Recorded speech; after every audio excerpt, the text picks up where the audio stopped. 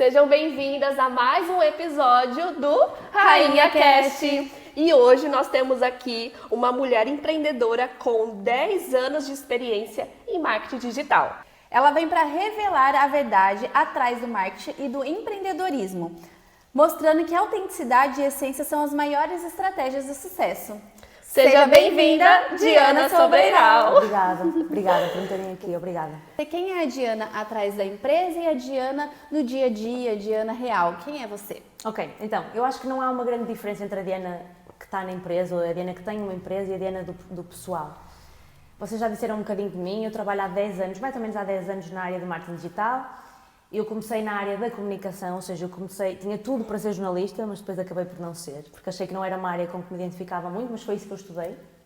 Mas depois percebi rapidamente que o caminho seria o marketing, não o digital, porque na altura em que eu acabei de me formar, o digital não estava nem de perto nem de longe naquilo que está agora, ou não é aquilo que é agora.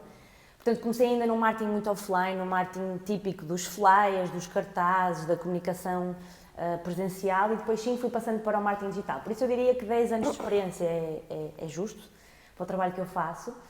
Trabalhei durante muito tempo como freelancer também, acho que já vos tinha partilhado isto. Sim. Trabalhei durante 4 anos e essa foi uma das alturas talvez mais desafiante, mas também das mais bonitas da minha carreira, porque consegui efetivamente perceber aquilo que conseguia fazer sozinha, na área, as coisas que não funcionavam tão bem nos sítios onde tinha trabalhado e aquilo que eu podia fazer diferença sozinha e gerindo o meu tempo sozinha também, a minha relação com os clientes. Olha, eu trabalhei durante muitos anos em ginásio, portanto fui responsável pela comunicação e pelo marketing de um ginásio, a 100%, a full time, e isso abriu em mim, para além de eu já gostar de treinar e de gostar muito da área de treino, e para além de gostar da parte do marketing na área de treino, percebi, ok, eu gosto mais do que isso, eu gosto da parte da gestão, eu gosto da gestão de recursos humanos, do fitness, gosto da ideia de imaginar um dia ter um ginásio e pensei, por que não?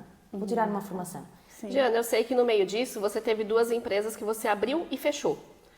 Você quer compartilhar um pouquinho disso? Olha, então, a primeira empresa foi quando eu terminei a minha pós-graduação em marketing, focada em, deixem-me ver se eu consigo explicar-vos, uma ideia de colocar em casa uma forma de plantarem coisas, mas num registro, primeiro, totalmente ecológico e num registro também bastante tecnológico. Nossa, ou seja, totalmente diferente. Aham. Isso eu não sabia. é nada a ver, ou seja, era uma ideia que, como é óbvio, pedia muito de mim enquanto marketing digital, porque eu estava a criar uma ideia do nada, ou seja, estava a criar um branding, estava a criar um planeamento, uma estrutura de comunicação, e isso sim, totalmente dentro daquilo que eu fazia. E algo também que não é normal, não é E algo que não é tem. normal. Para vocês perceberem, o meu sócio era arquiteto, o meu sócio da altura, não é, dessa empresa, e eu dentro do marketing digital, mas o meu sócio estava muito ligado a zonas do interior do país e muito a universidades que trabalhavam a parte da agricultura, e percebeu, e é verdade, que esta ideia de ter uma hortinha em casa, mas virada para o tecnológico, quando eu digo virada para o tecnológico, imaginem o que é, uma estrutura que qualquer pessoa pode ter em casa, Qualquer tipo de casa. qualquer tipo de casa, e que tu podes quase tornar aquilo um jogo, em que tu plantas as tuas plantas, consegues ter acesso a uma aplicação, ver as plantas durante o dia, alimentá-las à distância, filmá-las, Nossa! falar com elas. Interessante. Tudo isto. Questão, a médio prazo, a empresa deixou de ser rentável para que 2 pessoas pudessem estar a trabalhar ainda numa ideia sem ganhar nada em retorno. Por isso acabou por haver a necessidade de a fechar. Você ficou frustrada com isso? Não ter dado certo, talvez? Eu acho que sim, especialmente numa altura em que eu ainda lidava com o sucesso como, ou seja, eu media o meu sucesso diretamente ligado com aquilo que eu fazia do ponto de vista profissional. E para mim, abrir uma empresa que achava que ia ter todo o sucesso do mundo e passado 6, 7 meses ter que dizer de uma forma muito concreta, a empresa não funcionou, eu vou ter que encontrar outra solução, agora parece uma coisa mais natural do mundo. Claro. Mas na altura não me pareceu o fim do mundo, mas pareceu, pá, que vergonha.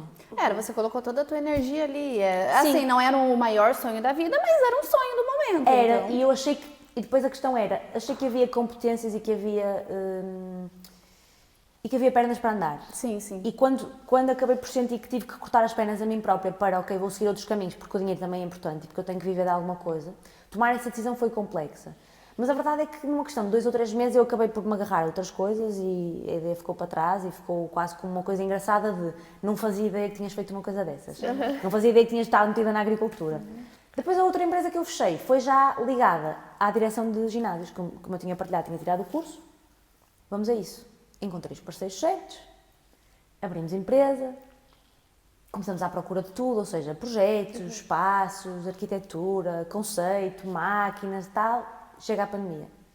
A pandemia vem-me mostrar uma coisa que é um ginásio, é um negócio que eu continuo a ter muita vontade de abrir um dia e que eu acho que um dia vai acontecer, independentemente de ser para ganhar dinheiro ou não, mas apenas um projeto de paixão. É, porque é algo que você gosta, você treina desde os 12, 13? Treino desde os 12, sim. E vem a pandemia relembrar-me que há efetivamente negócios que durante a pandemia sofreram mais do que outros e o fitness foi um dos negócios que mais sofreu. E eu, de uma forma muito consciente, junto dos meus, eu tinha mais 2 sócios, os 2 envolvidos com o fitness, portanto, os 2 eram personal trainers, portanto, muito mais ligados à área do que eu, e percebemos em conjunto que efetivamente, se havia momento arriscado para abrir um negócio de fitness, seria aquele. Eu acabei por dar alguns passos atrás, acabei por dizer aos meus sócios que estariam livres para eles seguirem os seus projetos caso quisessem, que não se sentissem mal por isso, mas acabei por deixar essa ideia cair por terra, a empresa foi fechada, as coisas ficaram por ali, o sonho não morreu, mas as coisas acabaram por...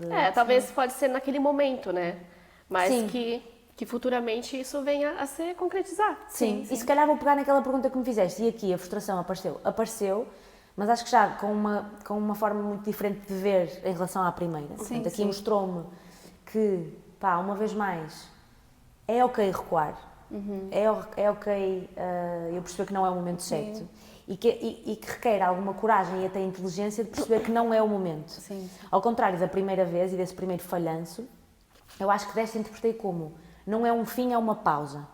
Claro que há coisas burocráticas que é preciso fechar a empresa, é preciso ir ao advogado, é preciso... E quase que se estabelece ali um fim muito definitivo. Mas na minha cabeça foi uma pausa, que um dia há de voltar. Até isso é questão do empreendedorismo mesmo. Quando você vai empreender, você acha que é tudo fácil. Eu vou empreender para trabalhar para mim, para ganhar dinheiro, para trabalhar a hora que eu quero. A hora que você entra, não existe isso. É totalmente diferente. Daí você tem que lidar com frustração, você tem que lidar com muita burocracia, né? E daí depois vai passando o tempo, né, que nem você na segunda empresa você já conhecia os contras, então você soube lidar com a frustração muito mais leve, justamente por conta desse conhecimento, maturidade. Sem dúvida, né? sem dúvida, sem dúvida. Mas agora falando sobre a Dinastia, que é a sua empresa, né, Sim. a sua agência hoje, Sim. Nos conta como ela nasceu, o que ela diferencia também dos concorrentes.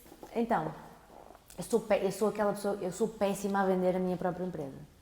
E sou péssima a vender-me a mim própria. E eu acho que essa é parte do charme, tanto da Dinastia como meu. Então, a Dinastia surge eu, como vos disse, trabalhei como freelancer durante mais ou menos 4 anos, já depois de ter passado por empresas grandes, eu trabalhei na Farfetch, trabalhei em outras empresas grandes, retirei algumas coisas positivas e algumas coisas menos positivas, pronto, algumas coisas que eu fiquei sempre na ideia de, se eu um dia tiver uma empresa minha, eu não vou repetir estes erros. Sim. E entretanto, nos meus trabalhos de freelancer, nos meus clientes, que eu por muita sorte ou por trabalho também, foram sempre clientes que apesar de freelancer e apesar de serem clientes mais instáveis, eu conseguia mantê-los durante muitos anos, portanto conseguia criar relações duradouras. E eu acabei por me cruzar com o meu sócio, com o Reis. O Reis é de uma área completamente diferente da minha, eu sou mais da área, lá está, estratégica, do copywriting, do planeamento, e o Reis é o meu complemento, é a parte do audiovisual, faz foto e vídeo. E engraçado, ou por destino, em 2 clientes, um da área do fitness e um da área da beleza, nós cruzamos porque os donos dos negócios contrataram-me a mim para tratar da parte da estratégia e contrataram o meu sócio, na altura não sócio, uma pessoa que eu não conhecia, para tratar do audiovisual. Coincidência ou não, nós fomos nos cruzando ao longo de vários meses nestes negócios e começamos a partilhar a inquietação e o desagrado, mas muita também em tom de brincadeira de hoje fui contactada por 2 negócios, mas eu tive que dizer que não, porque eu não tenho tempo. E ele dizia, aconteceu a mesma coisa a semana passada, tive 3 pessoas que entraram em contacto comigo e eu tive que dizer que não. Porquê? Porque sou não tenho mais tempo. E nós pensávamos assim, caramba, nós estamos a fazer alguma coisa bem. Estamos a fazer alguma coisa positiva. Sim, porque não está conseguindo atender As coisas todo estão mundo. a correr bem, não é? Tipo, eu devo fazer o meu trabalho, as pessoas gostam de mim. O Reis dizia, eu faço o meu trabalho, as pessoas gostam de mim. Mas há um limite, o dia tem um limite, a minha cabeça tem um limite, por isso, não dá, vou ficar por aqui. E depois começámos a pensar, ok, então eu nunca vou poder crescer. Sim. Este é o meu limite máximo, o que eu estou a ganhar agora é o que eu vou poder ganhar, os clientes com quem trabalho, o número de clientes é aquilo que eu posso assumir, pronto, então vou olhar para a minha vida como, fiquei aqui. E ele sentia a mesma coisa, então começamos a partilhar, se calhar o ideal era juntarmos, abrimos uma empresa, mas muito ainda num tom de brincadeira, abrimos uma empresa e pomos uma equipa a trabalhar para nós.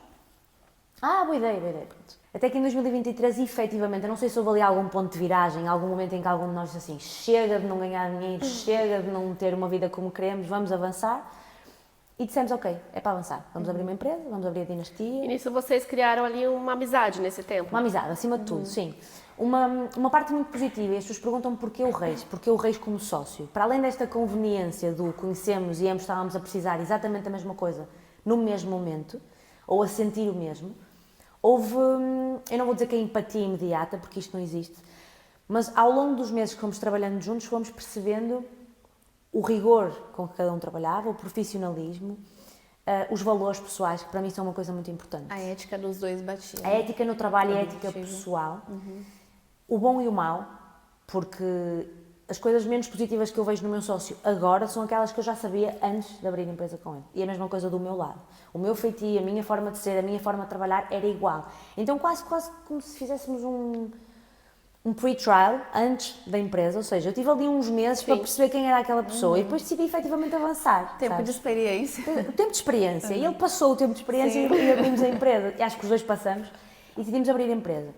Então a dinastia surge disso, surge de uma necessidade de querermos mais do que aquilo que nós dois podemos efetivamente oferecer. Claro. E a dinastia é isto mesmo, é um espelho da minha área com a área dele e que juntando dá ali o culminar perfeito daquilo que para mim é o marketing digital e daquilo que neste momento o marketing digital mais precisa, que sem dúvida nenhuma é a produção de conteúdo, é aquilo que nós mais fazemos, e a parte da estratégia, do copywriting e do planeamento.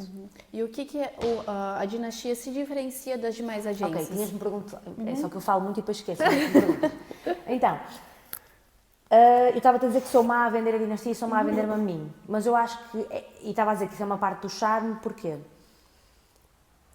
As agências de marketing pecam, e não só as agências de marketing, mas acho que muitos negócios pecam, e às vezes contagiadas por aquilo que o marketing as faz dizer, pecam por comunicar perfeição, resultados, números, milhões e produtividade. Portanto, todos estes chavões que vocês conhecem, tanto do coaching como do marketing digital, como da vida profissional, as agências de marketing são prós em comunicar. E sim, eu sei que comunicar números, comunicar eficiência é muito importante, mas eu acho que a dinastia aqui se distingue e espero continuar a distinguir-se, porque nós estamos a falar, nós abrimos em novembro de 2023, portanto é uma empresa relativamente recente.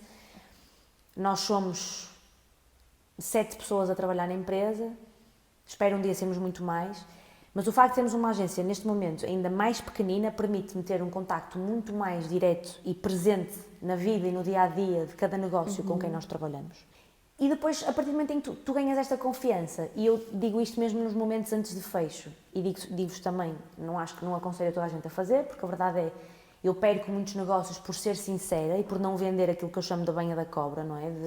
Da ideia de que vou mudar, o seu negócio vai mudar radicalmente. Em 3 meses vamos aumentar os seguidores, em 3 meses vão entrar 20 pessoas pela sua porta a oferecer-lhe 1000 euros por cada serviço. Acredito que aquilo que eu não faço isso, nunca. E eu sei perfeitamente que a curto prazo isso pode prejudicar o negócio e pode prejudicar as minhas vendas ou as vendas da minha equipa. Mas a verdade é que quando eu sou sincera e vendo uma ideia de sinceridade constante, desde o momento em que vendo a primeira vez, ou que faço o pitch da venda a primeira vez, ele sabe que se eu fui sincera naquele momento, que era o momento em que mais me interessava assinar um contrato, eu vou ser sincera na relação toda. Sim. Isto é sem dúvida um dos pontos diferenciadores. Claro que há pessoas que acabam por ter receio, porque preferem a pessoa que lhes dá a garantia de números, de resultados, etc. Mas a verdade é que quando eu consigo captar esse cliente por norma fica comigo muito mais tempo, eu tenho uma taxa de retenção muito superior, porque as expectativas foram alinhadas desde o início. Portanto, eu diria que a proximidade e a transparência com que nós trabalhamos é, sem dúvida, um dos fatores diferenciadores. Os pontos assim, mais fortes, né? Sim, da marca. eu posso dizer da que tenho pessoas na empresa que são masters a fazer estratégia, tenho pessoas a fazer conteúdo que é uma coisa absurda, eu posso mostrar os vídeos, as fotos, sim, isso é a montra. Mas Isso é a vitrine, né? Mas o isso que é está por vitrine. trás? O que está por trás, quando as pessoas têm contacto connosco pela primeira vez, é perceber que estão a lidar com pessoas que têm também genuíno interesse em que as coisas corram bem, em que o negócio delas cresça. Não são só mais um, ou seja, há relativa proximidade, como é óbvio, a proximidade possível, tendo em conta que estamos a falar de negócios, não estamos a falar de uma relação pessoal, nem estamos a falar de uma questão de eu trabalho na tua empresa, então vou estar presente todos os dias. Não é esse tipo de proximidade, mas uma proximidade que traz alguma segurança. Acima de tudo, a pequenos negócios, que é aquilo que nós neste momento mais temos. São pequenas empresas a esforçar-se diariamente para conseguir vencer em alguma área de negócio. Exatamente. Você falou que hoje são 7 pessoas na equipe. E como que você gere essas pessoas? Tem às vezes, algum desafio que você fala, nossa, isso aqui ainda me custa, sabe? Aplicar ali, ou às vezes lidar com essa situação? Sim. E eu disse o sim e depois fiquei a pensar porquê, porque até são coisas que vão acontecendo agora mais recentemente, porque eu acho que houve algumas dores de crescimento e continuam a haver dores de crescimento. Como eu vos disse, eu tive experiências menos positivas noutras empresas, que faz parte, acho que todos tivemos. E muitas delas depreendem-se exatamente pela forma como as pessoas são tratadas e por aquilo que é exigido dentro de um horário de trabalho. E eu, quando imaginei em abrir uma empresa, e sei que o meu sócio, o Reis, pensa exatamente da mesma forma, imaginei em fugir a esse protocolo daquilo que é expectável de alguém que trabalha numa agência de marketing digital, em que a pressão é constante, em que a produtividade está acima de tudo o resto, em que o marcar o ponto e cumprir a 100% aquilo que é suposto para aquele dia é prioritário face a tudo o resto, face à forma como tu te sentes, face à tua vida pessoal. Eu sempre quis afastar-me deste registro e por isso propor uma forma de estar diferente na dinastia. Mas depois vem aqui a dificuldade de equilibrar as duas coisas, que é, eu tenho uma equipa fantástica, tenho pessoas maravilhosas, acho que nas duas áreas de trabalho, portanto na área mais estratégica e na área de produção de conteúdo. Portanto, eu diria que sem dúvida, do ponto de vista de lidar com a equipa é isto, é encontrar uma liderança com que eu me sinta confortável. Um equilíbrio, né? Um equilíbrio entre a liderança mais tranquila e que acredita nesta parte equilibrada, versus a liderança em que ainda assim consegue de forma assertiva que a equipa siga o rumo que a empresa precisa. Sim, só aproveitando falar, eu vi que você, todos esses momentos que você teve empresa foi com um sócio. Em algum momento você pensou em fazer de forma sozinha? Olha, eu nunca tinha pensado sobre isso, confesso-te. Porquê?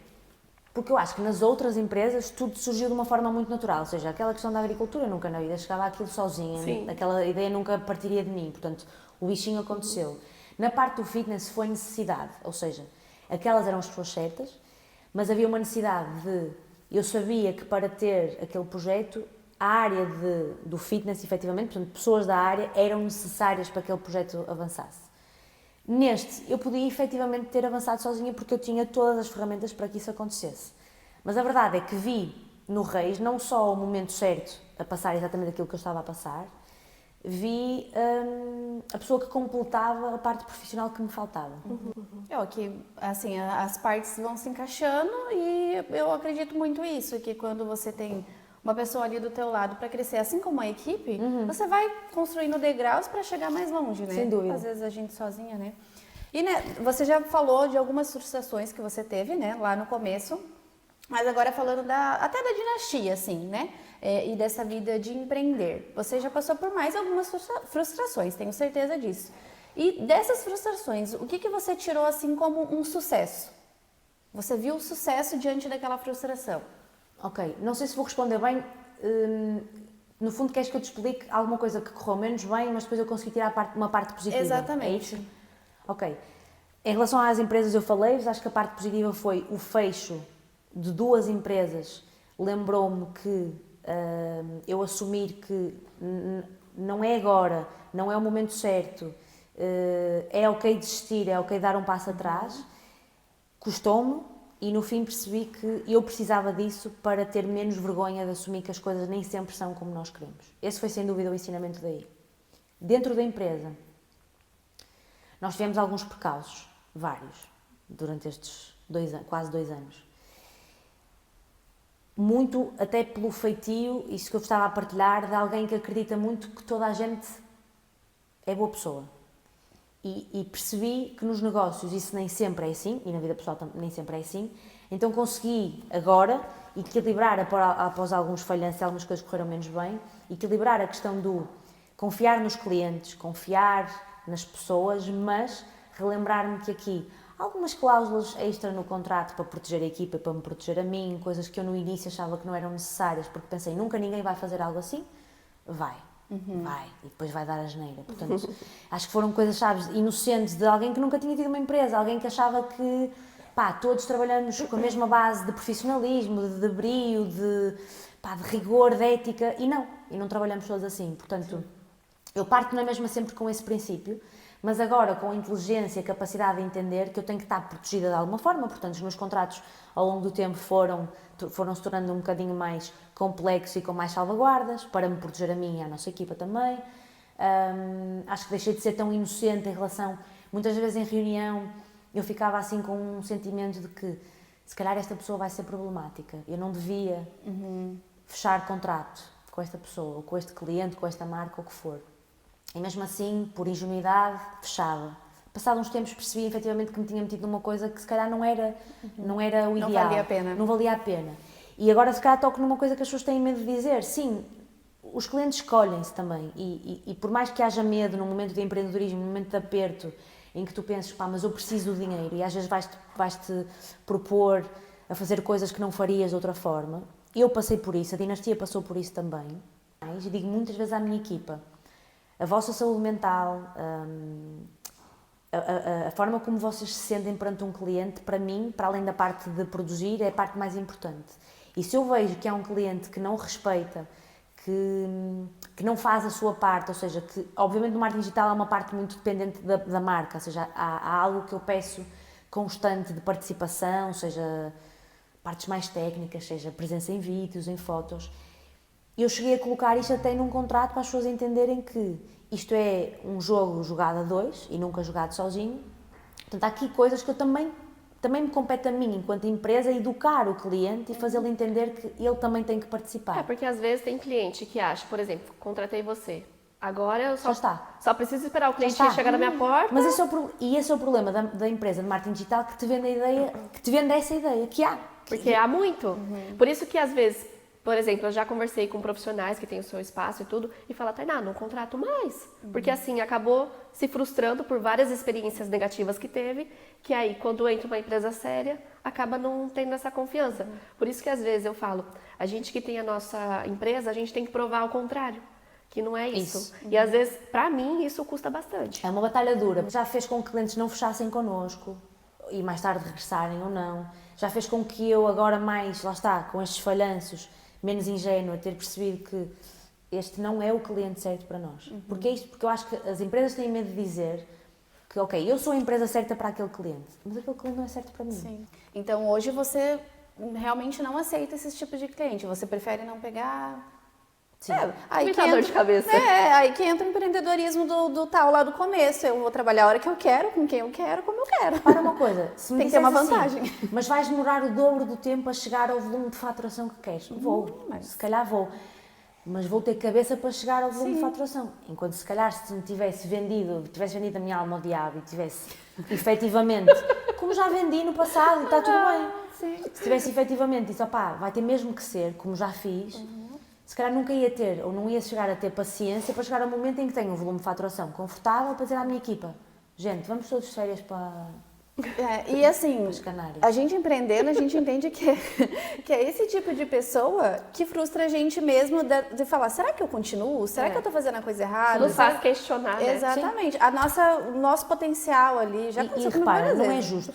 Não é justo que um cliente tenha o poder de fazer ponto. Outra coisa é, atenção, e isto por isso é que é muito importante e não permitir que um cliente critique o trabalho, diga que não está bem, que precisa de correção, que precisa mais daqui.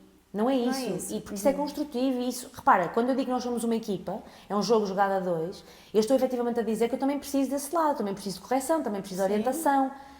Não preciso é de um cliente que espera que eu faça tudo sem haver retorno, sem haver feedback, de um cliente que é menos bem educado para a minha equipa, de um cliente que não compreende que coisas de última hora nem sempre vão poder ser satisfeitas. Portanto, todas estas coisas, eu acho que a longo prazo pesam e fazem toda a diferença. Sim. Diana, como que você vê? Porque hoje a gente vê que as pessoas vendem muito, que todos têm que empreender. Então, qual que é a sua visão sobre isso? Sabe quando a gente está passando ali o dedo no Instagram, aí tá lá a pessoa, que você tem que empreender, tem que ter o seu negócio, a sua marca, tal. Vai faturar 1.000 euros mês que vem. Olha, isso é um assunto mais presente na minha vida do que eu esperaria, porque torna-se quase assunto de café, ou de qualquer mesa em que eu esteja, a ideia de que tu és mais porque decidiste ter um negócio próprio ou tu és menos porque trabalhas das 9 às 5 num sítio qualquer. O perigo da generalização e de alguém achar, e perdoem-me todos os influencers e coaches motivacionais do Instagram, mas acho que é estas conversas sérias que têm que acontecer, este modelo que se funcionou para mim também funciona para ti, se eu fiz tu também consegues. Isto é muito bonito se tu souberes exatamente do ponto em que a pessoa está a partir. E nós não partimos todos do mesmo ponto. Exato. Isto é a primeira parte, ou seja, portanto, se funcionou para mim, funciona para ti? Não. Cada se eu um tem sua realidade, né? Se eu conseguir, tu também vais conseguir. Isso parece-me uma ideia um bocado generalista de um conceito tão complexo que é a vida, que é viver em sociedade e que é ter outro tipo de responsabilidades que eu se calhar nunca tive e tu tens, e eu não sonho. Portanto, primeiro o perigo dessa comunicação constante e que tu dizes que fazes isto e 50 vídeos no meio de 100 que eu vejo são sobre faz como eu, ganha 1 milhão, fatura 1 milhão num ano e sucesso e carros e casas. Depois é isto, é para além do nem todos partimos do mesmo ponto, nem todos temos que querer empreender. Portanto, estamos aqui dois conceitos diferentes. Eu quero empreender, mas eu não sou igual a ti, portanto, o que funcionou para ti não tem que funcionar para mim. E o outro lado que é, mas eu tenho que empreender. Eu para ser alguém, para ser bom profissional, ou então nem para ser bom profissional, eu para fazer a minha vidinha, eu tenho que empreender para alguém me levar a sério, ou seja, porque eu digo, nós somos todos empreendedores. Eu abri um negócio, tu abriste, nós abrimos. E agora quem é que trabalha no negócio? Somos todos empreendedores. Então tu não podes trabalhar aqui porque tu já tens uma empresa. Então as pessoas trabalham comigo, se todas abrissem empresas, nenhuma estava a trabalhar para mim. Portanto, esta falsa ideia, lá está, que todos temos que ter um projeto de vida, uma luz ao fundo do túnel, uma Virgem Maria que encontramos no sapato, uma coisa, sabes, uma coisa e que deu uma luz de repente e que me fez perceber que o meu caminho era por ali, se foi e se é o que queres, lindo, bonito, faz com consciência e com noção de que as coisas não vão ser fáceis e que se achas que empreender te vai dar noites mais tranquilas, dias mais tranquilos, não vai dar o oposto. Pode chegar a um momento em que isso vai acontecer. Isso sim. Eu ainda estou ficando careca. Pronto, mas não é agora. Uma semana sem dormir. Agora, mas tu me dizes, sim, eu quero. Ok, sim queres, então vamos estudar a tua situação e perceber como é que tu podes chegar a algum lado. Agora, outra coisa é a ideia falsa de que, espera, mas eu trabalho numa loja, no shopping, das 10 às 7 e eu sou feliz com isso. Exato. Será que eu não devia ser feliz? Porque assim, esta rapariga ou este rapaz no Instagram estão a dizer que eu não tenho que ser feliz com isto. Eu devia ser feliz a abrir uma empresa, a faturar milhões, a ter um Ferrari, a ir de férias para Mykonos. Mas eu não quero ir para Mykonos, eu não... Eu estou bem a ir para Benidorm, estou bem a ir... a não ir de férias, eu até gosto de ficar aqui. Às vezes só quero passar um mês realmente descansando, mas em casa, sabes, tranquilo. Será que tem assim tanto problema trabalhar num shopping das 10 às 6? Eu sou feliz, sou boa naquilo que faço, gosto dos meus colegas de trabalho, trago dinheiro suficiente para cuidar de mim e da minha família. É mesmo preciso eu ser diferente? Se calhar não é. Então, e contra mim falo, eu nunca abri empresa por achar que alguém me estava a pressionar a dizer que aquele era o caminho, porque só assim é que eu teria valor profissional. De todo, nunca. Abri empresa para me servir o meu propósito de eu achar que este é o caminho para um dia eu poder respirar fundo e dizer assim, ok, tenho tempo, tenho qualidade de vida, tenho sanidade mental e posso usufruir das pessoas que eu mais gosto mais tempo. Este era o caminho que eu achei que mais rapidamente me daria isso. Mais rápido do que trabalhar para outra pessoa. Só por isso, nunca por pressão. Você acha que hoje as pessoas, por exemplo, às vezes abrem uma empresa só para alimentar seu próprio ego, ao invés daquilo que elas querem realmente para elas? Eu não sei se isso acontece, e se acontece, dura pouco. Dura pouco porque, a não ser que entretanto a meio te percebas que realmente gostas muito daquilo que estás a fazer, mas se a força que te fez abrir foi o ego também te vai dizer que aquele trabalho é mais, por isso já não dá e fechas rápido. Porque realmente empreender você tem que gostar do que faz, porque é muito obstáculo. Numa semana você tá bem, na outra semana você não tá. Na outra você não quer a outra você não quer sim. mais saber, no outro Exato. dia você acorda feliz da vida falando que é. Então se realmente você não gostar e não se identificar... Quantas vezes pensaste em fechar? Eu já pensei várias. Nenhuma Várias. delas a sério. Nenhuma delas a sério. Sim. Mas às vezes digo, olha, fecho, e fujo. Não quero mais saber Vou vender coco na praia lá do Brasil, no Nordeste? Quantas vezes eu digo à minha avó, olha, eu estou a fazer... A minha avó não percebe o que é que eu faço, mas eu explico assim, olha, mas um dia se não funcionar, eu vou e vendo batatas. Ah, filha, mas vender batatas... Eu digo, avó, Eu tô imaginando a avó dela. Não, pior que eu tô tentando imaginar a Diana explicando pra avó dela o que ela faz. E ela, mas vender batatas, avó, é uma expressão, é só... Enquanto eu for feliz a fazer aquilo que faço, eu Exato. fico. No dia em que não for, eu não me importo de fazer outra coisa. Mas lá está, depois daquele ensinamento do não tem mal falhar, não tem mal eu dizer à minha família, aos meus amigos, olha malta, eu tentei, eu dei o meu melhor. Não consegui. Não deu certo. Não tudo deu. bem. E agora Ou vou também tentar não outra. quis parar aqui. Ou não quis, Não é? porque agora já não serve o meu propósito, por isso vou seguir outro caminho. Como é óbvio, quando tens uma empresa em que outras pessoas dependem de ti, tu já não pensas assim tão constante. Porquê? Porque tens pessoas que dependem de ti, portanto tu não fechas a porta amanhã e vais-te embora. Mas este sentimento na mesma de eu só vou fazer isto enquanto servir o meu propósito, e o meu propósito, repito, ter tempo, ter qualidade de vida, sentir-me bem e poder usufruir. Eu não partilhei com vocês no início, adoro viajar, adoro comer, eu preciso de dinheiro para fazer essas coisas, Claro. mas preciso de tempo. E se eu disser sempre que fica para depois, eu um dia faço, eu vou 10 anos trabalhar muito, muito, muito, muito, e daqui a 10 anos eu faço. Pá, eu não faço ideia se daqui a Não 10 sei anos estou cá. como vai ser a saúde. Sabes, estou cá, se as pessoas que eu gosto estão cá, se o Exato. mundo ruiu, se houve outro Big Bang, que eu não faço ideia. É porque eu acho que hoje as pessoas vivem muito pensando no futuro e não vivem o presente. Não, sem dúvida. Porque o tempo a gente não recupera. O dinheiro a gente recupera, mas e o tempo? E aquele tempo perdido, igual você falou, com as pessoas que a gente ama. Se a gente vai estar aqui, a gente não sabe o dia de amanhã. É isto, sem dúvida. Eu acho que é um pouquinho ir dosando, né? Igual eu preciso estar aqui nesse trabalho, eu preciso estar trabalhando, a gente precisa, porque a gente precisa de dinheiro para fazer Como é essas óbvio, coisas. óbvio. Exatamente. Mas a gente também tem que ter esse equilíbrio. Não, mas hoje eu quero tirar, esse mês eu quero tirar, esse final de semana eu quero passear, quero viajar, enfim.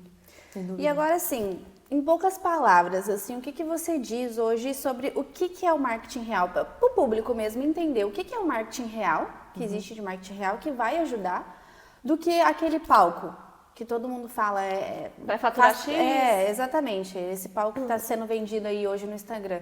O que é o marketing real? O que você acha que tem que ter para fazer esse marketing? Olha, tem que ter cara, para mim.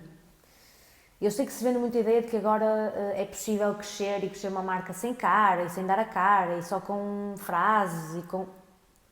É possível e se calhar para algumas pessoas funciona, mas eu acho que para o comum mortal eu digo sempre que as marcas são caras e que as marcas são sentimento, emoção, pessoas. E as pessoas não se vão ligar à vossa marca se vocês não... Primeiro, não derem tudo por ela, não vestirem a camisola, não forem os vossos principais fãs, não espelharem e não viverem a vossa marca a 100%. Portanto, eu diria que marketing que dá a cara, e quando eu digo dar a cara, como é óbvio, vem aqui a produção de conteúdo que eu vos falei no início, e o conteúdo pode ser de muito género. Quando eu digo produção de conteúdo audiovisual, e vamos tornar isto mais simples, estamos a falar de fotografia, de vídeos, de design, o que for. Para mim, o bonito funciona, mas mais do que o bonito, o sincero, sempre. Eu acho que a maior parte das marcas, reparem, agora estamos a voltar atrás, e mesmo as grandes marcas estão a trabalhar com o que é real. Muito mais do que a ideia da perfeição e do que tudo funciona e do que tudo é bonito.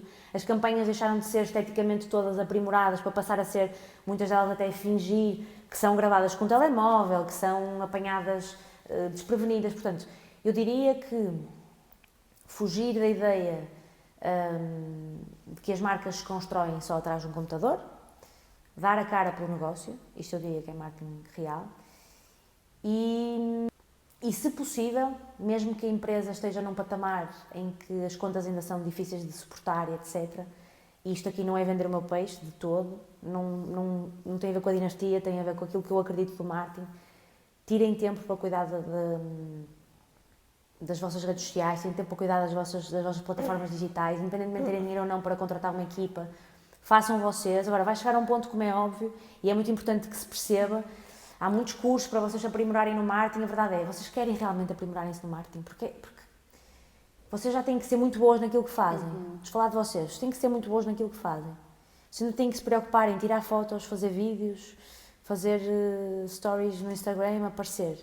Acho ótimo, e isso tem que acontecer, mas a verdade é, não está a tirar energia e até tempo para se formarem na vossa área profissional. É, porque hoje sim. que muitas pessoas falam, não tem tempo.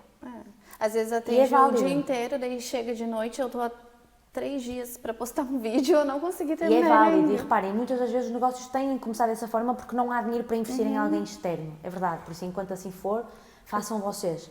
Mas, eu diria, não invistam dinheiro em cursos para vocês se tornarem profissionais da área de marketing, façam o que sabem com o que têm agora e quando tiverem algum dinheiro guardado, em vez de investirem nesses cursos, invistam numa empresa que vos possa apoiar. Porque por mais que investam nesses cursos, ok, agora tirei este, mas depois ele vendeu uma ideia de que se eu agora for para um círculo mais privado, vou falar com não sei quem que me vai explicar sobre marketing. Sim, mas o vosso trabalho, as horas de trabalho continuam a aumentar, vocês deixam de ter paciência e daqui a 4 meses já não fazem nada. Portanto, esse dinheiro que gastaram em cursos de marketing digital para se tornarem prós da cocada preta, já não faço ideia, mas há uma coisa, guardavam e investiam, ok, vou pagar agora um videógrafo para me fazer um vídeo bom para eu fazer tráfego pago. Claro. Ok, não vamos já começar por algo muito contínuo, ou seja, uma empresa está comigo mensalmente, não. Vou guardar esse dinheiro, vou pagar para tirar umas fotos, fazer um vídeo muito bom para call to action, ou seja, para atrair pessoas, uma coisa muito concreta, com uma campanha, com alguma coisa, e vou fazer tráfego pago, vou guardar outro dinheiro para fazer tráfego pago. Ok, perfeito, consegui fazer isso um mês, trouxe retorno. Volto a guardar dinheiro e fazer a mesma coisa daqui a um mês ou 2 meses. E eu acho que este é o caminho, muito mais do que acharmos que estamos a formar todos os profissionais, mesma coisa que eu vos dizia, somos todos empreendedores, ninguém trabalha para nós, não há. Somos todos profissionais no marketing digital. Exato. Assim, não somos. Não Como eu tem não sou como. profissional de beleza, vocês não são... Depois o marketing digital tem muito isto, que é, eu tenho um primo que faz, eu tenho alguém que faz, eu dou um jeito, e sim, o dar um jeito é ok, mas chega uma altura em que cada uma dá Porque com o seu aí a galho. empresa, vamos supor, se eu quiser escalar meu negócio e ir crescendo, eu não consigo. Claro. Porque eu tô sempre naquele limite, né? Naquele limite que não consigo, não dou conta de tudo. Claro. E daí vem o burnout, que você chega ali e fala, meu Deus, eu não quero mais empreender, não dá, é muita coisa. E fora, porque a E gente tem a nossa é vida onde que pessoal, muitas né? pessoas acabam desistindo, né? Claro. Então, assim, antes da gente encerrar, como muitas pessoas que vão estar nos assistindo, né, que estão nos assistindo, muitas empreendem já, mas talvez tem umas que querem começar. Então, o que você diria para essas pessoas que querem começar? Talvez um conselho ou uma frase que você queira trazer, um ponto de reflexão, por exemplo, que eu acho interessante. Esta frase não vai ser a solução dos vossos problemas, não é? Mas, primeiro, percebam efetivamente por que razão é que querem empreender. Se é pelas razões certas, ou seja, se é porque efetivamente vocês sentem que é o rumo que vocês querem seguir, ou se é por pressão de alguém, se é por pressão das redes sociais, se é por pressão da família, dos amigos, porque acham que só isso é que vos vai dar valor enquanto pessoas. Isto é o primeiro ponto. Se a resposta for, não é nada disso, não é por pressão social, não é por achar que vou valer mais depois disso, mas sim porque quero, por favor, não sigam as fórmulas mágicas das pessoas que vos dizem que o que funcionou para mim funciona para vocês também. Eu acho muito importante sentarem-se com outras pessoas da área que vocês querem empreender, ou seja, se é da área da beleza, que sentem com pessoas que já têm negócios dentro desta área, que percebam uma conversa honesta, que percebam efetivamente que erros cometeram, o que é que aconteceu de positivo, que ponto de viragem, que tipo de investimento até que fizeram, para perceberem, ok, dentro desta área eu tenho disponível X euros, aquela pessoa diz-me que investiu muito mais, será que é possível eu fazer com menos? Portanto, comecem a ter referências reais de pessoas que estão à vossa volta, que tiveram negócios semelhantes, aprendam com as coisas menos positivas que essas pessoas passaram e façam tudo com pés e cabeça. Se têm os vossos trabalhos das 9 às 5, não larguem o trabalho de imediato, façam alguns passos primeiro antes de decidir deixar o vosso trabalho. Vai haver um momento em que se calhar vão ter que sobrepor as duas coisas, vai custar, vão trabalhar 14, 15 horas. Quando sentirem que estão estáveis e que têm todas as informações do vosso lado, arrisquem. E a partir do momento em que arriscam, cabeça, fundam. É para trabalhar quantas horas for preciso, é para sair da zona de conforto, é para aparecer em frente a uma câmara mesmo que eu não queira, é para ir para a rua distribuir flyers. Isto é muito, muito, muito importante. Portanto, por favor, primeiro, a vossa pesquisa, falem com pessoas que já têm negócios, percebam as partes feias do negócio e quando se mentalizarem que é para avançar, aí vai tudo. E só param, ou só dizem que, ok, não deu, no momento em que tiverem dado tudo. Portanto, antes disso, não é momento para desistir. Exatamente. Nossa, adorei! E é maravilhoso, então, né, a Diana trouxe aqui pra gente o que é realmente o empreendedorismo, de forma assim, né, mais nua e crua, porque a gente vê hoje aí o marketing falando que é uma coisa linda e assim, é muito desafio, então... Exatamente. E eu acho que é isso, Diana, é não ter esse medo de falar. Exatamente. Porque hoje as pessoas, imagina, talvez se fosse outra pessoa, teria esse medo, esse receio de falar, olha, fechei a empresa, não deu certo e tá, tô seguindo minha vida. Então as pessoas têm que perder realmente esse medo de achar, se eu fechar hoje o meu negócio, eu vou falhar como pessoa, eu vou falhar como profissional. Não, eu só apenas quis fechar, quero começar outra coisa. Quero, Exatamente. sei lá, plantar batata, igual a Diana. Eu acho válido e faz falta. Exatamente, cadê as pessoas que Pois é. plantam as batatas? Daqui a pouco a gente não vai ter, Exatamente. porque de tanto que a gente vê, né? E batata é tão bom. Porque lá está, porque deixas de vender a ideia do... Não há glamour em plantar batatas. Exato. Não há lifestyle, não há os carros, não há as casas. Porque reparem que a maior parte das pessoas que agora vende esta ideia de empreendedorismo não vende o empreendedorismo por si só. Vende a vida que o empreendedorismo supostamente te vai trazer, não é? Que são os Exato. carros, as casas, os status. Pá, esqueçam, perdoem-me, 99% de nós não vai chegar a essa vida. Não vai. Portanto, se essa é a motivação, eu não diria que é a motivação certa. Se calhar 1% de nós vai chegar lá. Claro. E nem só vai, quer. E eu, por exemplo, se me perguntarem, mas eu quero um carrão, uma casa, não quero. Não quero. Portanto, se calhar essa nunca seria a minha motivação. Sim. E, portanto, é perceber mais uma vez, um tamanho não serve a todos. Exato. E se todo mundo faz a mesma coisa, se todo mundo, né, ali viver de marketing, quem vai ficar rico é o cara da batata, É verdade. Claro. né? Daí daqui a pouco Sem tá todo dúvida. mundo querendo ser o carinha da batata. É, verdade. exatamente. É verdade. Então, Diana, muito obrigada Obrigada, por estar eu. aqui com a gente. Esse foi mais um episódio do nosso Rainha Cast. E até a próxima. Beijo. Beijo.